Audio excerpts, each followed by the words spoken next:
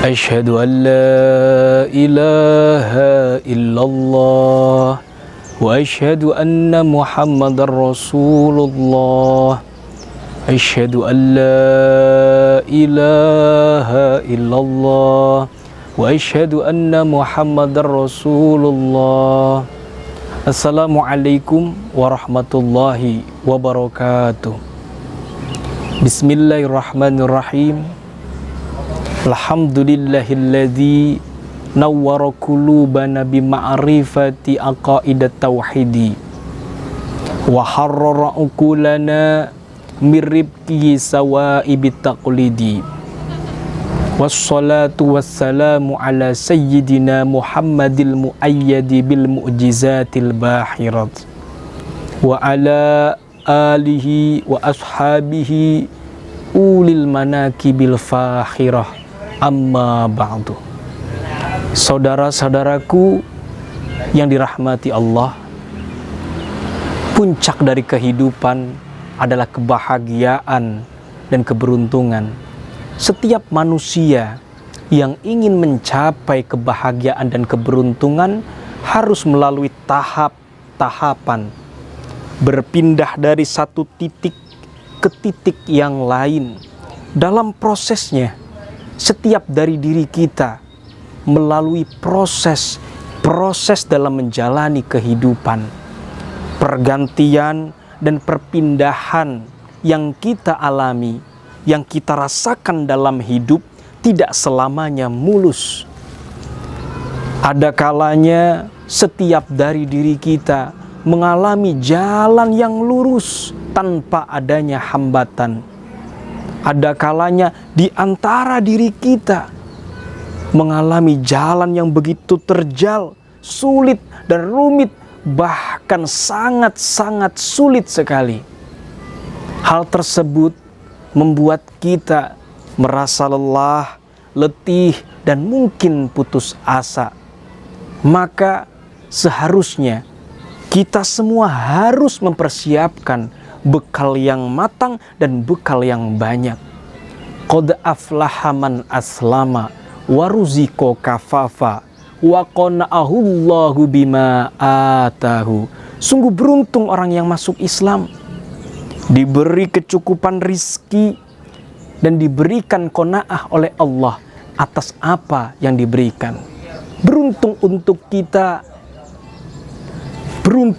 kita terlahir sebagai muslim, terlahir sebagai orang yang beragama, dengan beragama dan bertuhan, menuntun pada ketenangan, dengan beragama dan bertuhan, menuntun pada ketentraman, dengan beragama hidup menjadi terarah, mengetahui batasan-batasan norma,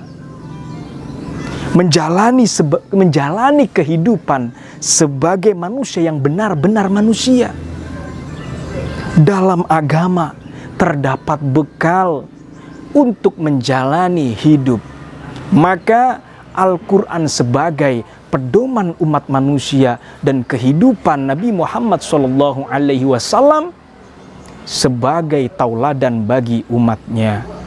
Ketika di antara kita mengalami kesusahan, kepayahan dalam kehidupan, masalah keluarga menjadikanmu pusing, masalah ekonomi menjadikan kita lelah, masalah kehidupan yang sebagian menimpa dirimu menjadikanmu tak tentu arah. Ingatlah, ada doa yang menjadi alat, yang menjadi senjata untuk melepaskan beban di hati. Bermunajatlah, memohon petunjuk, serta menguatkan keyakinan bahwa tidak ada masalah yang besar bagi kekuatan yang agung, yaitu Allah Subhanahu wa Ta'ala. Dalam kondisi apapun, sesulit apapun diri kita, jangan pernah lupakan dan tinggalkan, hadirkan Allah dalam setiap masalah. Hadirkan Allah dalam setiap langkah. Dengan menghadirkan Allah dalam setiap langkah, menghantarkan kita pada ketenangan dan juga ketentraman. Berbahagialah dengan apa yang kita miliki. Berbahagialah dengan apa yang ada di sekitar kita, apa yang ada di hadapan kita. Biarkan orang lain dengan kebahagiaannya, dan biarkanlah diri kita menikmati kebahagiaan yang hadir dalam hidup kita. Orang lain boleh punya motor, kita boleh punya mobil. Orang lain boleh punya rumah, kita punya keluarga sebagai rumah. Tidak perlu membandingkan kehidupanmu dengan kehidupan orang lain. Kalau hanya untuk membandingkan antara hidupmu dengan kehidupan orang lain, bersikaplah qanaah, fokuskanlah dirimu dengan sesuatu hal yang menjadikan hidup lebih berkualitas. Usaha apa yang paling bagus? Usaha itu ialah memulainya. Undur ilaman asfala minkum wala tangduru ilaman huwa fawqakum fahuwa ajdaru alla tazdaru nikmatallahi alaikum. Lihatlah orang yang ada di bawah kalian, jangan melihat seseorang yang di atas kalian. Hal tersebut agar kalian tidak meremehkan nikmat Allah kepada kalian. Siapapun orangnya yang mau belajar sifat qanaah, orang yang qanaah menandakan dirinya, menunjukkan dirinya hidupnya bahagia dan tidak susah.